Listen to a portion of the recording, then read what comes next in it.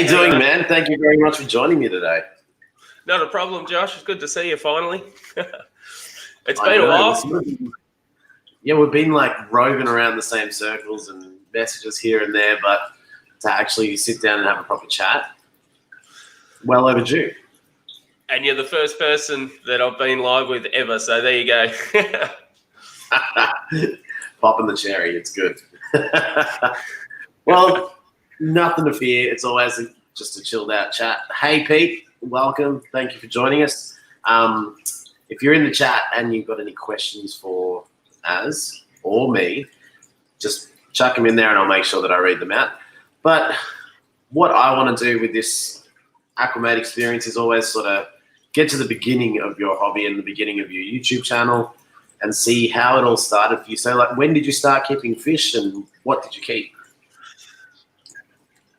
Keeping fish, I've always, I don't know, it's that typical, you've always had that tank in the kitchen, what would you say, the kitchen bench as a kid. And it was always, a 60 max and you have your guppies and whatever else. And that's just sort of gone through my whole life, is that one tank that's always been the mainstay in the house.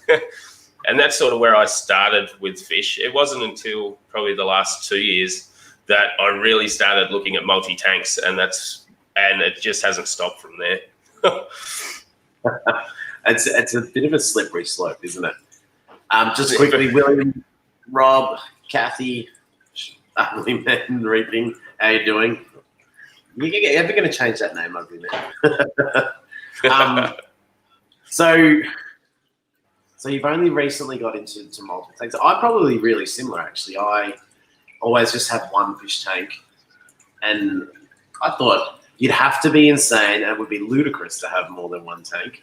How would you maintain it, and where are you going to put it, and when is your wife going to divorce you? So I've been pretty similar as well. But what do you like about fish keeping? Why is it something that you enjoy doing? I don't know. It's one of those things that sort of, it became not so much an addiction, but it was so enthralling to know that I could have these small fish in these tanks, and it was my job to make sure that they were safe, they were healthy, and it just became a big thing with me. As I said, you start with one tank, and then all of a sudden you go, well, I really want to keep these guys, or I really want to keep these guys, and then from that become the multi-tanks. And as you said, you think, how am I going to keep all these? But it's funny how quickly you come up with a routine that works. No, absolutely. I was about to say that. So, like, is that the reason for the multi-tank, that you were like, all right, I want to try and keep this fish, but it's not going to work in here, so let's get another tank? Exactly, yeah. And it was a slow progression. Like, I started, obviously, with the 60 that's behind me. It's been with us for years and years. I think the next tank I went to was the 150, the white one that's now the White Cloud tank. And then it just snowballed from there, then the 200, then the 6 foot. And then I've sort of got to a point now where I've realized that big tanks are amazing, but you need the room. I'm running out of room big time, and it's starting to turn now to nanos just because of space. I suppose that's probably one reason that I really like nanos. I like that sometimes I find, like, this could be controversial, so nobody sue me, but I find it sort of overwhelming sometimes when you do have a massive tank. The biggest tanks I've got are 4-foot tanks, and I kind of look at them every now and then and go, if you're not like fully utilized, are you just taking up too much space? Whereas with a little tank, it's kind of like you can have it anywhere. You can have it next to you. I love the Iwagumi I've got next to my computer right here. So when I talk to you and when I do, edits for videos and stuff, like, it's perfect. It's not overwhelming, and it's just something relaxing to look at. Between you, me, and everyone watching, I am actually starting to get a little overwhelmed with having too many tanks at the moment and thinking, you know what? There's a bit of algae in here, and I need to like try and pull this out and do this. I'd probably pay more attention to it if it was just this tank and maybe a couple others. But I know that the advantage with nano tanks, not only can you keep more species like by having more tanks and having little fish, but I do think that it gives you that flexibility and lets you learn and gives you the ability, I suppose, to be able to have more tanks as well. 100%, and more species, which is really cool. Yeah, well, I think that's one thing I've learned from your channel, that is you and me have very similar taste in fish. You've got the ghost knife, you've got the discus, you've got the Bozemanis or Bozemanais. That is actually, you released a video yesterday adding the Bozemanais to the discus tank. Yep. That's like a dream setup for me. That is like an end goal. I want to make a tank like that someday soon. So how long have you had the discus, and why have you gone with that sort of pairing? So the discus was a leap of faith, would you say, to start with? Like, it was just an off the cuff thing. Jetta and I went into our local pet shop. Well, actually not my local, but it's a close local fish store, and they specialize in discus, like amazing discus. I don't know where they get them from. Oz Discus or somewhere, I'm sure they import them from. And we seen them, and it was one of those. We had the 200. We didn't have much in the 200. We only had Barry in there at the time, and we were like, let's take a punt. Let's see how we go. We grabbed 2 discus, brought them home, and it just skyballed from there. So we went well with those guys. Those guys have been with us now 2 years, I think. Awesome. And then we slowly sort of, for us, discus are like the high-end fish for us.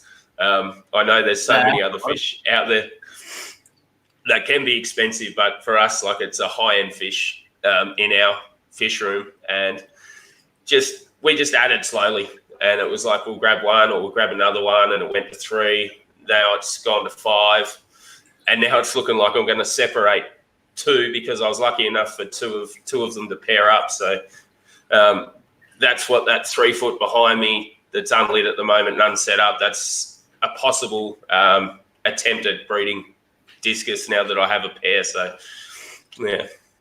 That's awesome. Discus are not easy to keep. I mean, I've tried twice, and each time, yeah, they live for a year or maybe a bit more. And then I'd have to say they survived, they didn't thrive. So I didn't really have I didn't have a lot of success, didn't have a lot of luck. I mean, I had 2 pair off, and I had them laying eggs, and the male would just eat the eggs, and the female would get annoyed and then go back and then do the same thing again. And then the male would come back and eat the eggs, and you're like, oh, serious? Yeah. But have you had any issues with them at all, or? So I did. We have one that is stunted. We're not sure how that happened. That happened around the time that they were in the 4 foot tank. I'm not sure exactly whether he was already stunted when we got him and didn't realise, but we had one guy there that was stunted, and I have had one loss with a discus in the past, post-channel, pre-channel, sorry. And that was because we went down the wild track, and he was a F1. And I thought, okay, we're going well. We've got 3. Let's have a go and see if we can put an F1 in the tank, and we'll see how we go. And that was exactly what you said. He went okay for, 3 to 6 months, but it was more surviving, not thriving. And he just slowly, there was nothing I could do. I tried my hardest, and he just sort of, you could just see him slowly withering away, which was pretty sad. So since then, I haven't jumped back into F1s or wild discus. I've just kept with the captive bred, and I've had more luck with that. So yeah, they're bloody tricky.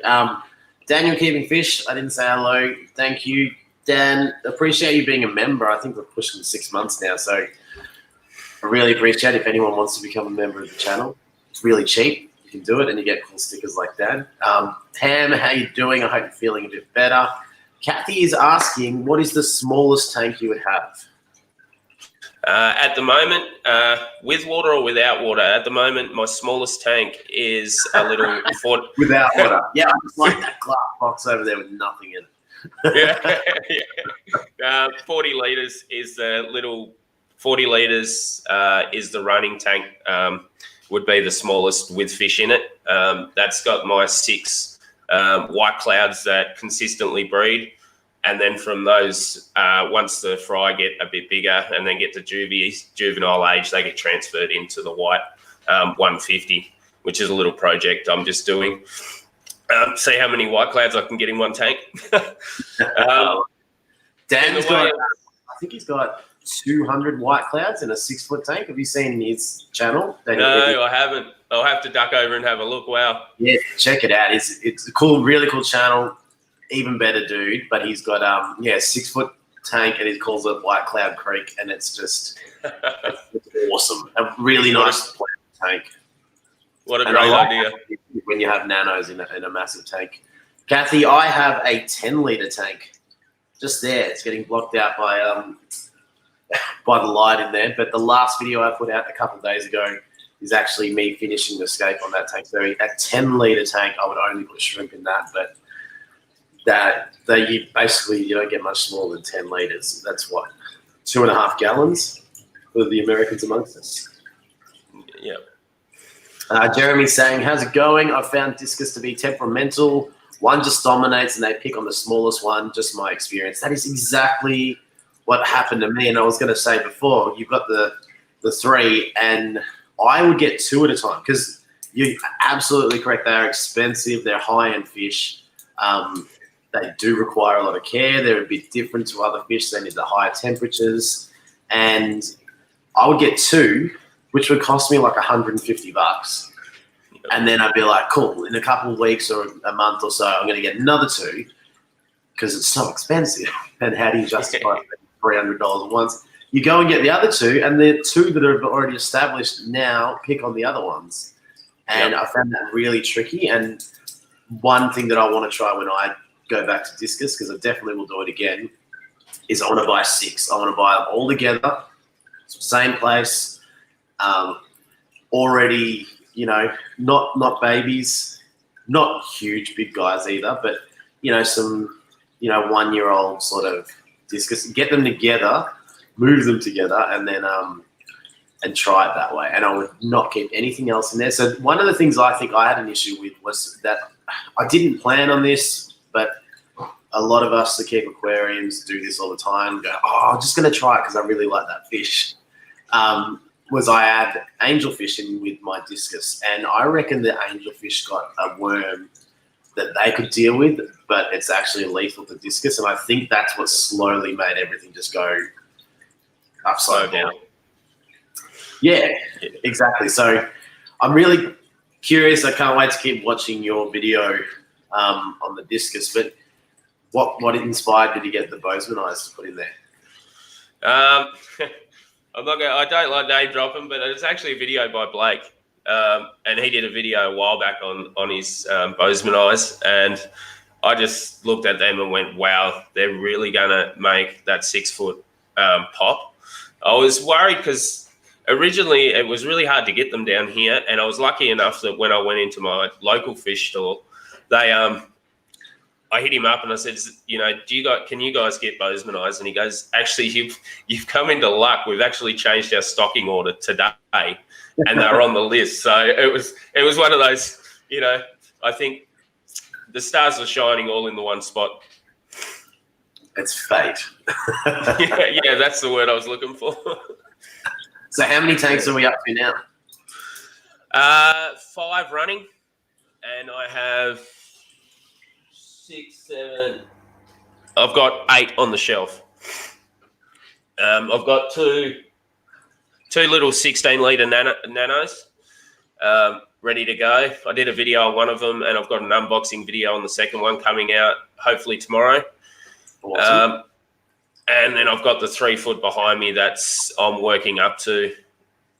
Hopefully see how I go with these Discus. As I said, they haven't had much luck the first 2 times. First time, the eggs weren't viable, and they just eventually fell off and disintegrated to nothing. And the second time, they decided they were hungry and ate the eggs. So I don't know. Third time, maybe. No, fair enough. Chevy Birkinshaw, how you doing? Josh, welcome. Anyone that isn't subscribed to As, I've just put a link in below, so make sure you jump over and follow the stuff that we're talking about.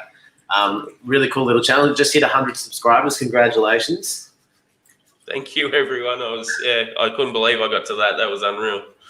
I know, it is insane. Like, just a little journey that you find yourself on, putting a couple of videos out and then going, what? People are watching this? What's going on? It's really, really cool. And then to like meet people like yourself and then have people commenting. So while you're all there, guys, if you've got any more questions for Az, definitely chuck them our way, because it's always good to see what other people want to know as well. But why YouTube? Why did you? YouTube's a funny one. So I've been watching aquarium, like obviously the big name aquarium channels for 8-9 years now. Way back when Joey was, the monotoned, giving you the how-to tips, which I still love to this day. Like, they're super handy. And I always said years ago, I was like, geez, I'd love to do a YouTube channel. And it wasn't until the start of this year, and I looked at Jetta and I just said, you know what, I'm actually going to do it. I've been telling myself no for so many years, going, what am I going to do? Who am I? How am I going to make this? And I just looked at myself at the start of this year and went, you never know unless you take the leap. So I was like, hey, I'm just going to do it and see what happens. And to be honest, I'm glad I did, because I've met some amazing people in this community, and it's just branched out into heaps of opportunities. And I would never take it back. Well, one thing I've noticed from the absolute get-go, like, it's always tricky because, you think, all right, I'm going to make some videos, I'm going to put them on YouTube. Just my advice for anyone thinking about doing it is just use what you've got. Like, you just don't need to worry about, production quality and all that sort of stuff. Just sort of convey your message and do what you want to do and show off your tanks.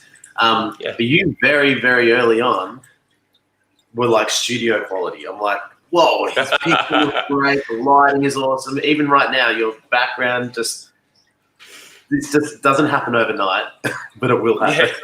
It looks awesome. We'll congratulate you, because I reckon it looks really good. Thank you. I've got a pretty good support base. As I said, when we went to the Underwater Pet Expo, Jetta surprised me with the Canon M50, which was like, wow, I went from this cheapo camera, 420p average and it was just an immediate jump in quality just with the camera. And then for my birthday this year, she brought me the eBay standing lights, which is super handy. Awesome. Check them out if you haven't. Like, I think they're like $140, and it just, lighting's massive. And then I had a mate after that who no longer live streams gaming anymore. So I scored the Logitech. I can't actually remember what brand it is. The Logitech webcam anyway. So, and then that's where the whole, okay, well, I've got the webcam now. Let's see how this live stream thing goes. Yeah, absolutely. Geez, I spoil you. Jed's Rose. Who's Jed's Rose? And that is my lovely fiance. I was just thinking that. Hello. Yeah, she'd be lurking in the background, I reckon.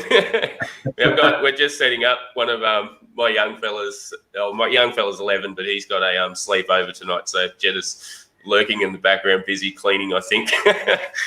Sleepover at your house? Yeah. So I have 2 11-year-olds tonight, so that'll be a bit of fun.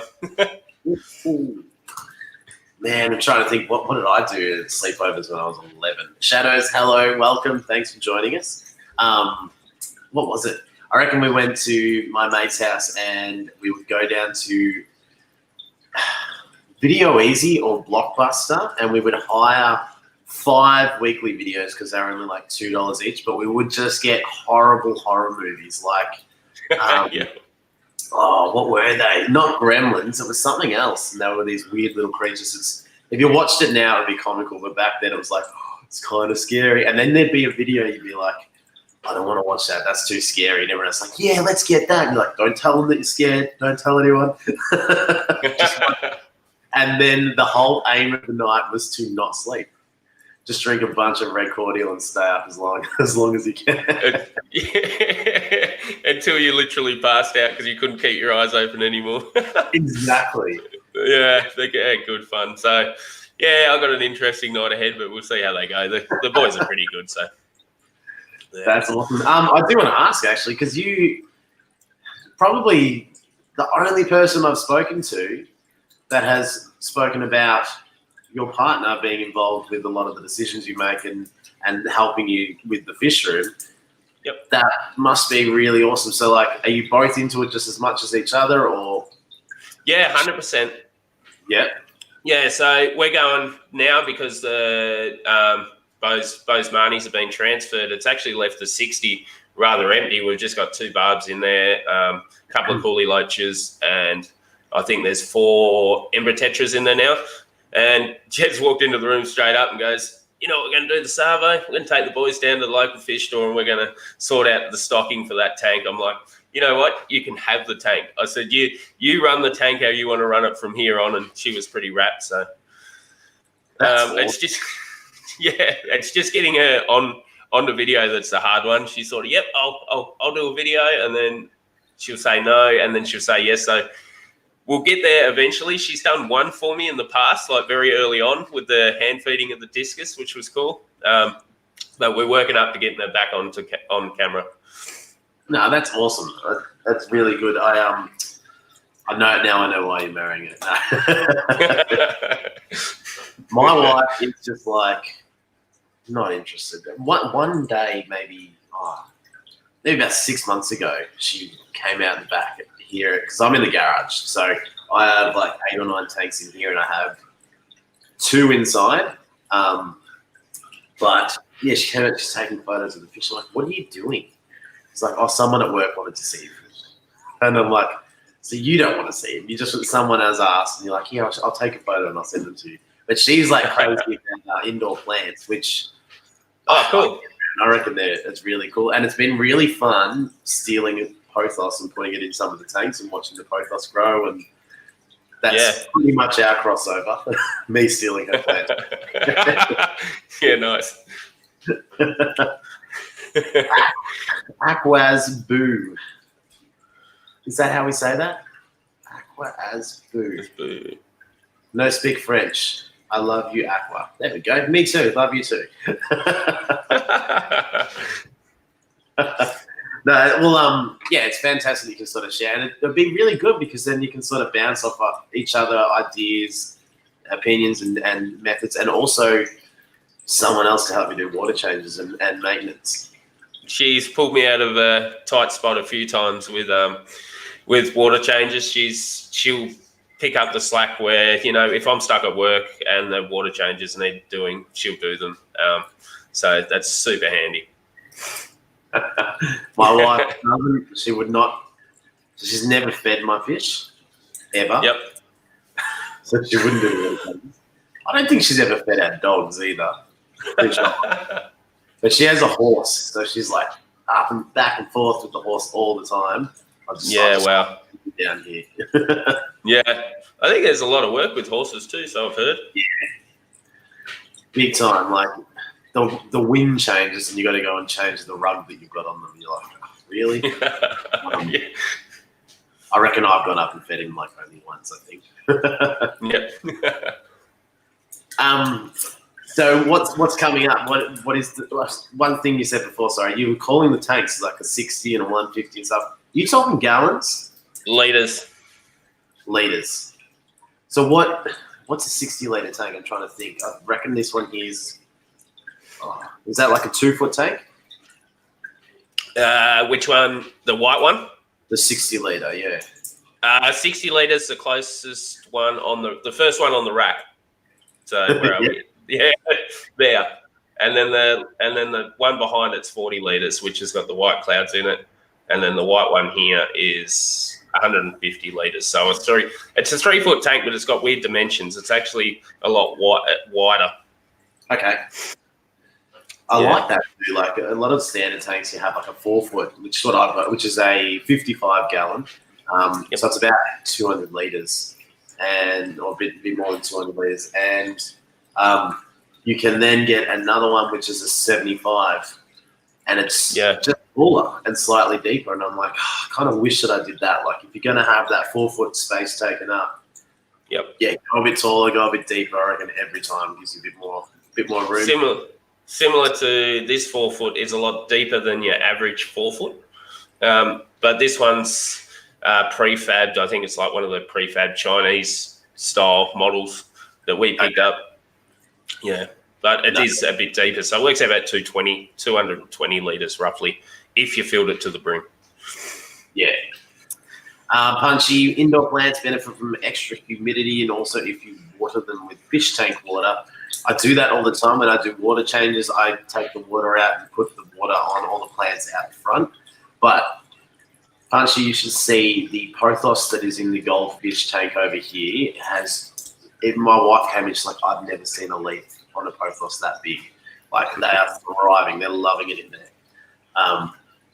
I can't wait for it to sort of grow out and just have it all across the top of the tank rather than just having these two little plants stick out. But I'll eventually make a video of that when they get enough. So, what's with the ugly poster above the white tank, though?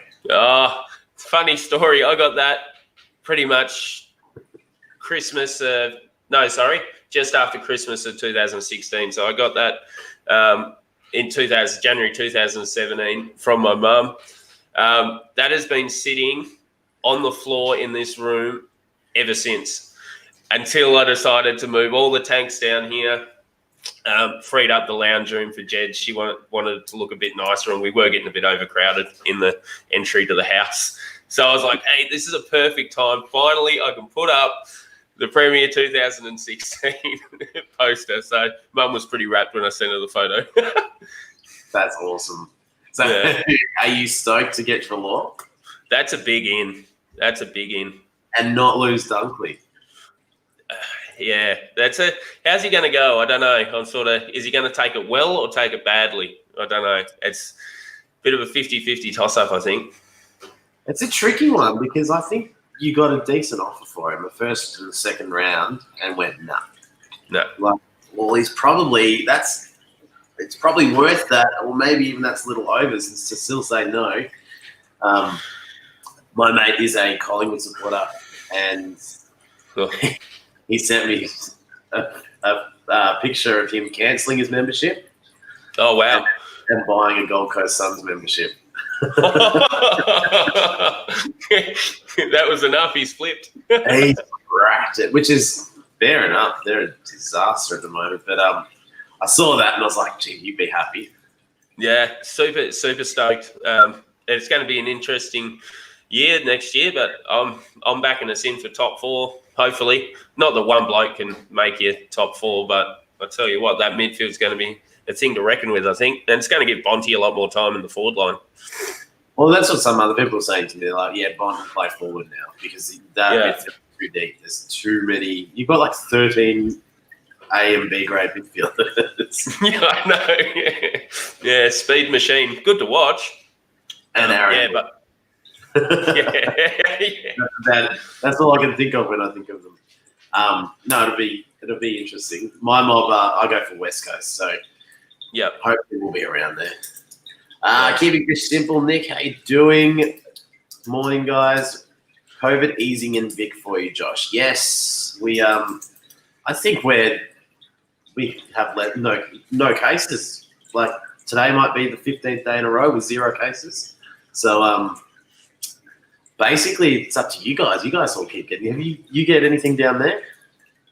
No, we've been really good for a long while now. Yeah, which is good. But our borders, in saying that, only just opened up, I think, October, I'm pretty sure, late October. Yeah. And I think we're open to Victoria in 27th of November. What's the date today? I just can't remember. Yeah, it's like 2 weeks. It's, 2 weeks. Would it be a chat in 2020 without bringing up COVID? But yeah, it's been really weird. Been shit. I don't swear a lot on my channel, but it's been shit. We're going to have 6 weeks of lockdown that turned into like 3 or 4 months, and I'm going to visit my mum today for the first time in 3 or 4 months. So we're allowed to go and visit each other legally finally. It's been really, really weird and really, really crap. I don't hate talking about it, Nick. It's it's really interesting because one place like YouTube is a place where I can talk to some dude in Tassie on a Saturday morning without any issues and act like we're in the same room, and also then share it with people in Scotland, America, Queensland. It's amazing. It's crazy, and I know everyone's affected by the same thing, but in different ways, and I think it's really interesting. So, in my last video, I did a little bit of a vlog. I talked about it a little bit because, it might be boring to someone else in Victoria, but it might not be to another Aussie, and it might not be to someone else on the other side of the world. And I know that some Europeans, I know people from, I'm not sure of like the official terms of these positions, but there's a couple of people coming down to Melbourne to go, how the hell did you guys go from 780 cases a day to nothing? Like no one's doing that. And they're going through what happened. And the hard reality of it was just a shitty, long lockdown. Yep. But yes, we've been very jealous of everyone else in the country going, why are they allowed to do that? And luckily, from a fish keeper's perspective, we were able to still go to the pet shop, and I keep needing to pick up salt water for this tank. So that was sort of like a weekly thing. I'd go and get a big thing of RO water, a big thing of salt water. Wouldn't buy any fish or plants. And then come back. I know Pam's doing it hard over there in Wyoming. We might be heading for a lockdown here. The governor of Wyoming said today he is considering restrictions in the worst hit areas and named my county as an example. Right now, 1 in 26 people have active cases. Wow. In the county that she lives in. That's insane, isn't it? And I spoke to Pam about a week ago, and it was 1 in 33. So it's just rising. To be honest, America is just ridiculous the way that a lot of people just think they're entitled to not wear a mask, not do things, and just they think it's their right. Whereas it's everyone's right to look after each other. And it sucks, but just go into a lockdown, get it under control, and then come back out. Come out the other side. Yeah. That looked like it was useful for you. Because you uploaded, I doubled my uploads too. All right, sorry, I went into a rant then, didn't I? So tell us what's coming up. What have we got to look forward to on the channel? What are you excited about making? Okay, so aside from the Discus possible breeding setup, behind me is a blank space that I don't like. I've already started working on timber for a racking system at the back. So, as I said, I've canned any bigger aquariums. I've run out of space in the bigger for the bigger ones.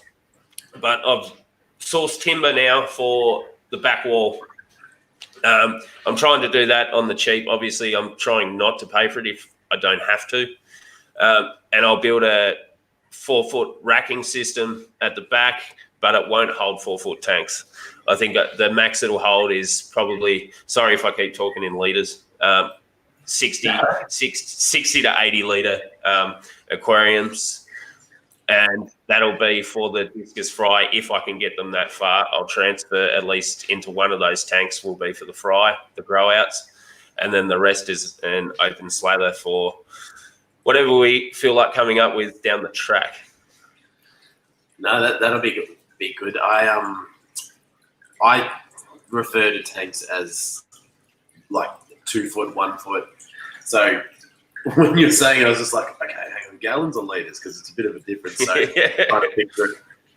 Blake Howden, dang, I'm late. Better late than never. Awesome to see you, Blake. And Chris John, how you doing? What was I going to say? I had a question for you. What is different between Melbourne and Tassie? Whereabouts in Tassie are you? Hobart. So I'm suburb just south of Hobart. I've been to Tassie once before, and I reckon it's amazing. And my wife's never been. She's been everywhere else, much in Australia. So I really want to come down and bring my son and wife. I reckon it'll be pretty amazing. This dude calls me and wants me to see him 10 minutes. He never books an appointment. He just wants me to see him then and there all the time. What's the difference between fish keeping rules in where I live compared to where you live? I know one big difference. Yeah, shrimp is one. I don't get that. Why? What is the thing with shrimp? It's like a shrimp going to invade a local waterway and do what? I think that's what they're worried about. I think it comes down to, don't quote me on this 100%, but I'm pretty sure there is a wild form of freshwater shrimp in our waterways down here, and I think they're worried that if other forms of shrimp get released into those waterways, they're going to lose the one shrimp that they actually do have down here that's local. I think it's something along those lines. Wouldn't it be too cold for most other shrimp? You'd think so. Yeah. No, it's I find it's an interesting one. It's weird when you think about it. You can see someone going, "Oh, I don't want this fish anymore. I'll put it in the dam." Like, not saying that you should do that because you shouldn't do that, but you can see someone doing it. But someone going, "Oh, I don't like these little creatures in my tank. I'll go put them in local waterways," and then survive in that cold climate. It's interesting. I mean, it's fair. Blake, you're right. It is fair enough, but it's like, it's just weird. I can't get my head around it. Yeah, as a fish keeper, it's hard to. It's a hard pill to swallow in a way, but then you go the other direction and you go, well, it makes sense why, but it's still a hard pill to swallow because there's so much. I'd love to put shrimp in a lot of these tanks, but I can't. Obviously, axolotls. We can't have axolotls down here either. Just to name two, I can't think. There's a fair few, and a lot of plant species too. I didn't know that. Yeah. The plant one's a bit weird too, I think. A whole bunch of people have just jumped in. Skipper's Aquarium, Starlene's Tanks, Craig, Broderick, how are you all? Thanks for joining us. Everyone, just take a second, click on the link that I put in the chat. Go check out Aaron's channel and hit the subscribe button because there's plenty of stuff going on, very high quality. Bit of a, no, you're not married yet, but a bit of a husband and wife team going on, which is awesome too. So make sure you go over and support Aaron as well. Can you keep koi goldfish? Goldfish. Yep. We're not allowed to keep them here. Really? That one weirds me out. I think someone a long time ago let some goldfish go in some of the local waterways and they became a bit of a problem and like, all right, no more of that. And you're like, yeah. But do you think that having a license would be enough to stop that, or possibly? Like the funny thing with it was I was actually down talking to my local fish guy down at my fish store, and this topic come up about shrimp. And I said to him, I just said, like, it just, it sucks that we can't have them, whatever else. He goes, it's crazy. He goes, the amount of fish that get imported into here, he goes, I have to knock so many shrimp on the head that get snuck in bags. Really? Yeah. So he said there's heaps that just sneak in the transport side of it. And once he goes to unbag them all, there's random shrimp just in those bags that he has to knock on the head. Imagine if they had that rule with snails. Like, no, not allowed that snail. You're like, well, no more plants. No, just nothing with water. Don't worry about it. Forget it. You're not going to stop snails. I hope not. Craig saying koi equals carp. Makes perfect sense. I've never really thought about that. That's pretty much bang on, isn't it? And the koi is chipped to an owner, so if they end up in the waterways, then you can hold someone accountable. That's a cool idea. Chipped. I know what you mean, yeah. Well, yeah, exactly. The problem is, I suppose, then if they go out into the waterways and then they breed and then die, then you've got hundreds of koi that no one knows where they came from. Is that an ongoing registration? Because I'd love them. I'd love to, dream is one day move out somewhere with a bit of land, have a dam, and I totally would want to put some koi in a big dam like that and make it make it nice and accessible and easy to sort of see them. I love Rumball's Pond. It's amazing. And I'd love to do something really similar. Just sort of dig away at like a pond area, but then have a big glass front to it so you can sort of look into the pond and through the pond. Would be amazing. Daniel keeping fish, we're not allowed apple snails here. There you go. Wish we could have assassin snails. So snails are banned from certain places. Yep. Apparently your wife has amazing handwriting.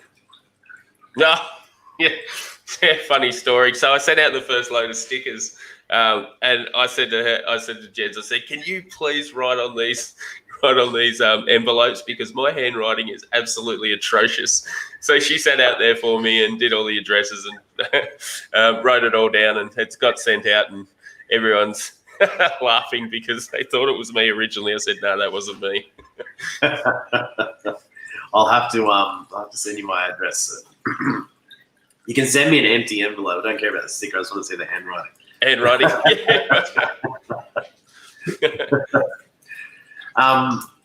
The government get what they love. Revenue via fund. Yeah, everyone wins. That's exactly right. So, talking about building the rack and stuff. What's one of the aims that you want to do with your fish room? Is it just to keep different fish? Is it to breed them and sell them? Is it to grow plants? To start with, not so much plants. I do enjoy plants. Actually, listening to a lot of Aussie fish tubers has swayed me towards plants more than it has bare bottom tanks now, which is I don't know, which is a bit funny. But for the fish room itself, it was originally just to keep fish and to keep as many different fish as I could in different tanks until the white clouds came with a surprise that has completely flipped the fish room a little bit on its head. So I've got the white clouds now in 2 tanks that are breeding. And now I've got Discus that are laying eggs at the moment, albeit not successfully at this stage. So then that's looking like that's going to go down a breeding route. And then the Bozemanese are also showing signs of breeding. Talking to Blake, he said they actually do show signs of breeding at a very early age. So I was shocked with that. So you never know what might happen there too, albeit both Discus and the rainbows are pretty hard to raise from what I've been told. So that'll be an interesting one. But it's looking like from just keeping fish, it's looking like there's a few breeding small projects that will happen now. So yeah, that'll be fun to keep me on my toes and, as I say, learn a lot from it. I reckon breeding Discus would be amazing to watch with that slime coat and looking after the young, and would be incredible to watch. Daniel keeping fish wants a sticker too. He has a frame where he's got a bunch of fish fam stickers. So you'll have to hit Aaron up on his channel or on Messenger or something like that, or let me know, Dan, and I'll hook you up as well. Yeah. Can I write in the comments on this? Yeah. How do I do that? You've got to start every sentence with "Acclimate is a legend" and then whatever you're allowed. I've got the comments up. On just doesn't have a box where I can actually write anything. Oh no, you can't. I don't think on StreamYard. But if you go to video on YouTube. Right with you. Yep. Then hang you on. can do it.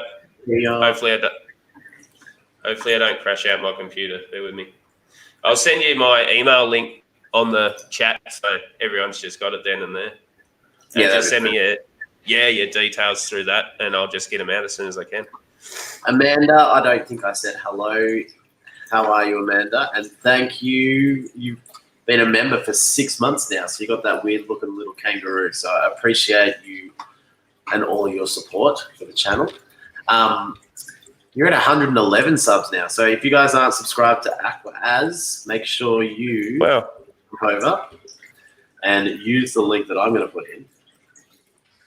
Because I love to see hit like 120 or 125 or something like that while we're chatting. Yeah, that'd be amazing. I think that should come up. There we go.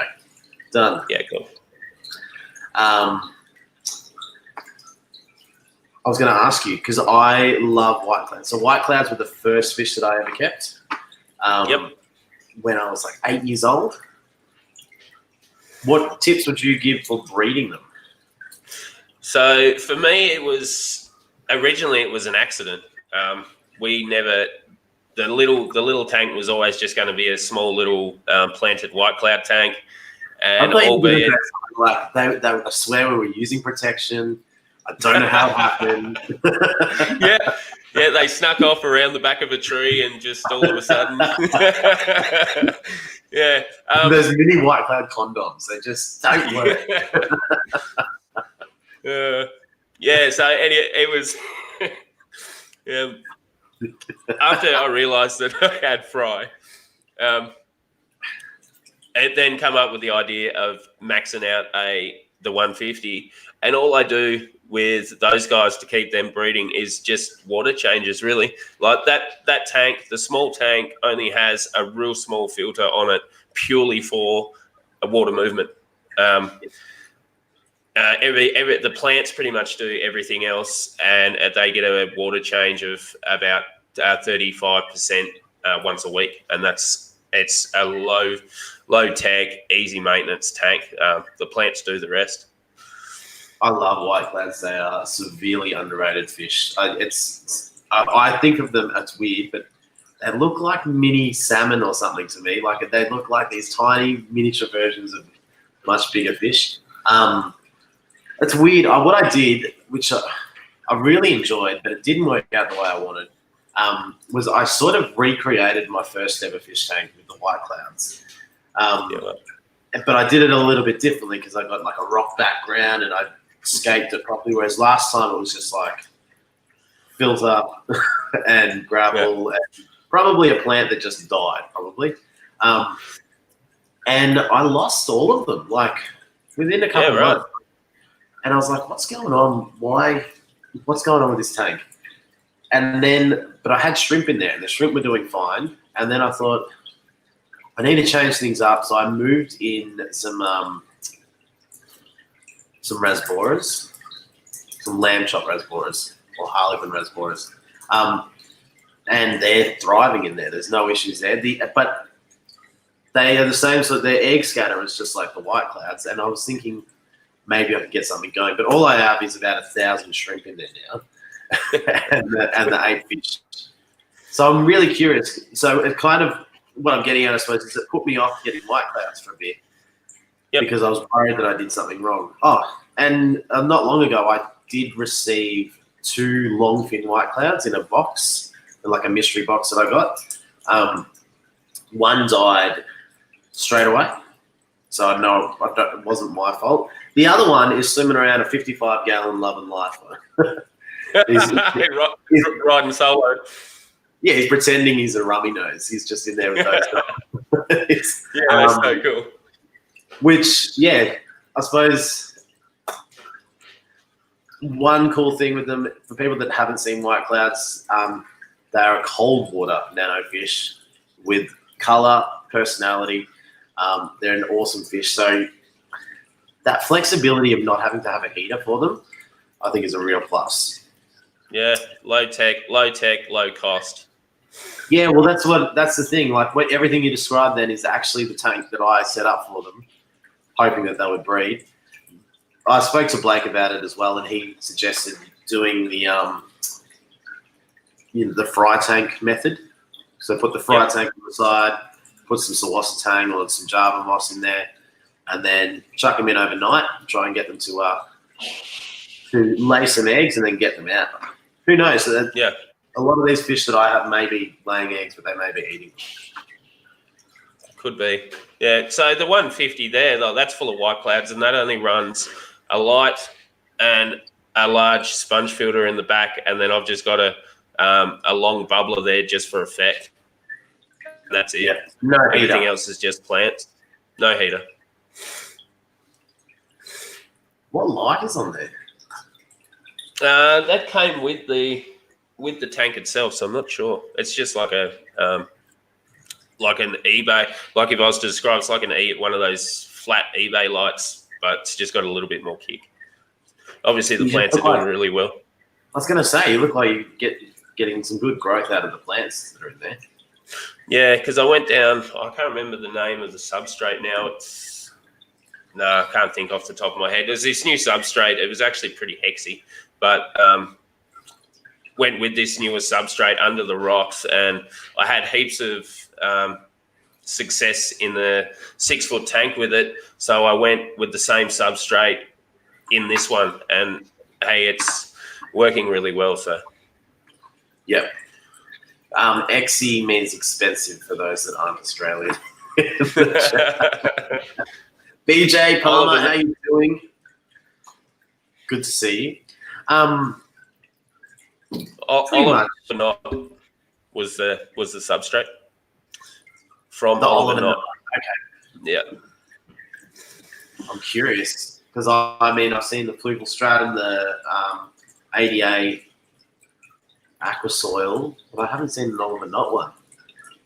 Yeah, he's got a few. There's one basic substrate that's an overall substrate, and then this one here is a red coloured one, but it's meant to be an overall as well. And then he's got like topsoil and heaps of other different ones. So, yeah. No, well, I think that's one thing that's benefited. I've got a tank over here that has a really simple, basic light, but using the Fluval Stratum, a lot of the plants seem to be really happy.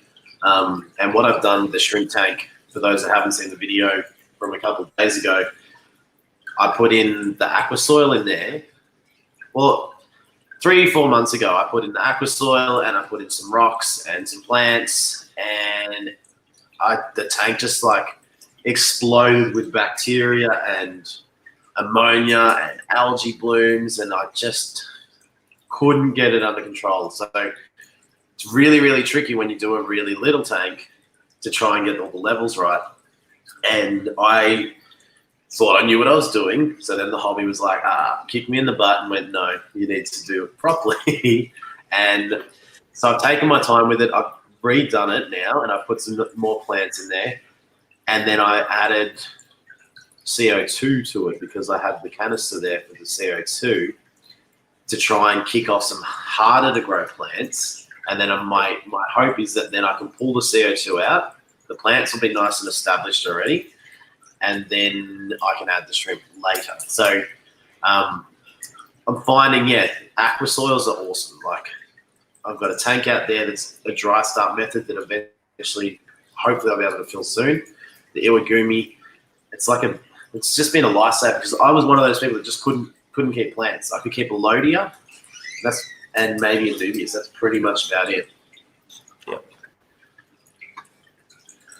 Woo, heard my name was staggering back from the barn, accompanied by my daughter to feed the horses.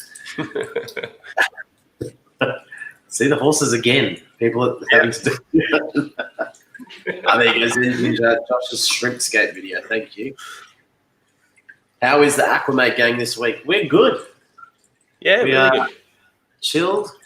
I didn't make videos for a little while there, and trying to get back on the horse. Just took a week off, but it feels like I took like a month off. It does, doesn't it? From like a YouTube perspective, I'm like, I haven't done anything for ages, but it doesn't feel like I've had like a month holiday or anything. Yeah, I filmed 3 in a row yesterday. I think it was the first time I filmed that many in a row. So yeah, that was interesting. I had a good laugh because I did the whole shirt swap thing, so it looked like I was filming on different days. I haven't thought about doing that. Yeah, that's a good idea. That would mean you'd have to have multiple clean shirts. I was talking to Blake about it, and he laughed. He goes, "I've worn the same shirt for a whole week, and no one's picked up on it. So next time we see him, we'll go, hey, that was the same shirt you wore on Tuesday." That's a good point. I think I did 2 or 3 videos and released them over 2 or 3 weeks, but I filmed them all back to back. And I was like, oh, is anyone going to be like, why is he always wearing that top? I've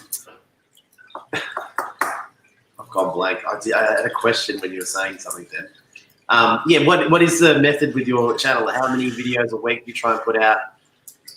So I'm a little bit. Streams? You trying to do more live streams as well? So I'm pushing the way that the work schedule works out with me. Live streams work best for me on Wednesday nights. In the way of every week, I don't know. I might push them out to every second week, live stream wise, and then because the opposite Wednesday will be my 5 off, so I get Wednesday through to Sunday off. So that's when I try and punch out as many videos as I can to create a backlog, because I was in a bad space there for a while where I was just pushing myself to make 1 video a week, and I'd only make the one. I wouldn't have a backlog, and then I'd put the pressure on myself again the following week to go, God, I've got to get another one out, and you start to notice it in the video quality, and you can see that you're rushing. And yeah, so I tried to stop that this week, and I'm trying to get a backlog going. So if I do get into a pinch, you've got that backup one. My whole thing is I put pressure on myself, and I doubled the pressure by going, do 2 videos. And I would film on Sunday. I'd try and film 2 videos in the afternoon. And then Monday night I'd come home from work. I'd start editing. Then we'd go and have dinner. And then I'd come back and I'd be here all night editing, trying to get both videos sorted. One to release on a Tuesday morning. And then I would give myself a bit of grace that on Tuesday night I could finish the one for Wednesday night. And I haven't said this to anyone, but I'm not going to do the Tuesday morning anymore. I still want to do 2 videos. I just don't know when to release the other one. Because Tuesday morning is significantly underperforms compared to Wednesday night. And I think it's a big shift with the channel that early days, a lot of Americans, Priscilla, hello, you're one of them, and Select Pet. A lot of Americans supported me really early. So then I would put stuff out in really early in the morning, which would be, evening their time, so that they could be like, I'm not doing anything, I can watch the video. And the audience, I reckon, has shifted so much to the Aussies as well now that the Aussies don't watch it because it's on, scheduled too early in the morning, everyone goes to work, and now it's buried by everything else that's happened for the day. Whereas Wednesday's afternoon, bang, it comes up and lots of people seem to watch it. It's just an interesting thing that I've picked up, that's all. Yeah, it does sound interesting. I'm not a morning person, not me. No, just the fact that you're because I've spoken to Blake about it as well. Like, you can go do you look at your analytics a lot? Yeah, I do briefly. I'm not a real big channel, so I don't stress too much on it. It's more the view time, really. Yep. And sort of gauge, are my videos, am I blabbering for too long? And watching how long, your average engagement is like, I think mine's sitting at the moment at like 4.5 to 5 minutes. And I sit there, and if I do a 10-minute video, I go, well, I'm wasting 5 minutes of this video because half the people are just not going to watch it. So I try and break it down now and go, well, if I make 6 to 7 minute videos, I know I'm going to get majority of the video. They're going to hang around and watch till the end. Yeah, well, it's a funny one though too, because you're like your own worst judge, because you sit down, you watch yourself talk, and you go, I already know all this. This is boring because I know this, and you're like, well, obviously you know because you're the one bloody saying it. So you kind of go, is it boring, or is it me? And I think I do that a lot as well. I do that for like an hour every time I do one of these acclimate experience things. I have been playing with editing a lot more recently, so that I'll try and break things up where I'll say something and then music will kick in, you get some B-roll, and then come back and I'll say something, and then we'll put some footage over what I'm saying. And I feel like even though I judge me being a boring person. That when I do it that way, I'm like, no, even I watch that. Like, I feel like it's good. But it's so interesting because, as you said, you're getting that average of 5 minutes. It's your audience is going to tell you when it's boring, I suppose, and when it's not. But when you think you nail it, no one will watch it. And when you think you stuffed it, everyone will watch it. Like, it's just funny. It's very weird. Alex, how you doing? Good to see you.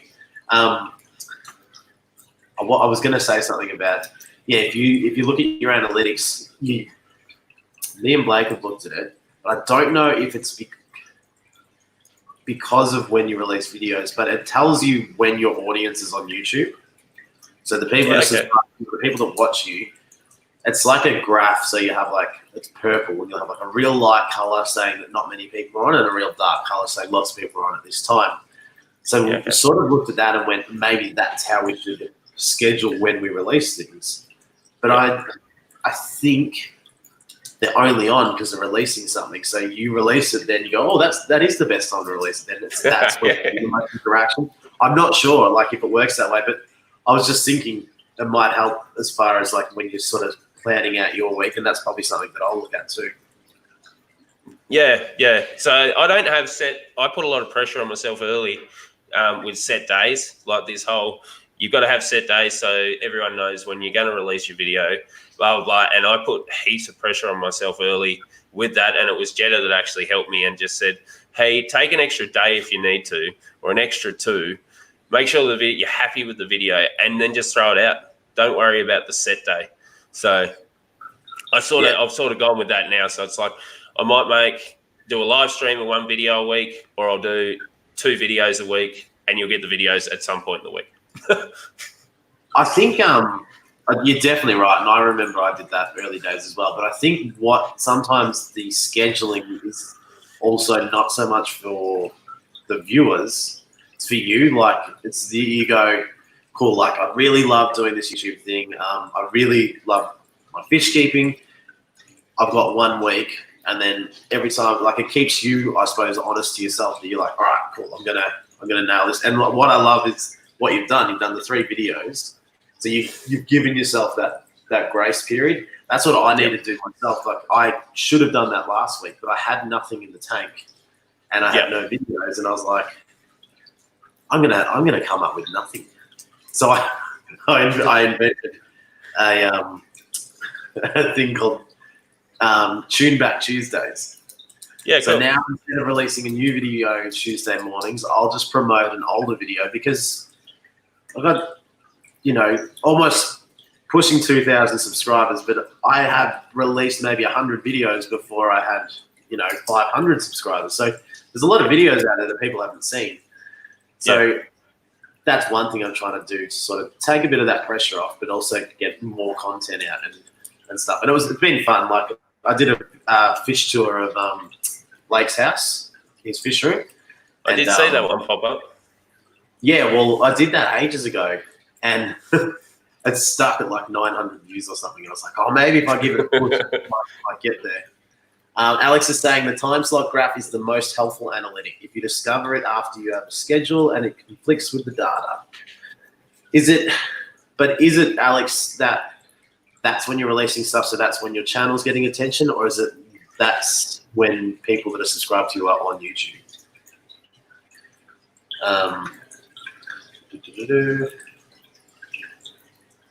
Yeah. Sorry, I'm just catching up with the chat. We'll call it off in a couple of minutes because I know we've gone over an hour, and I know you've got a massive slumber party to get ready for. Yeah, that's going to be fun.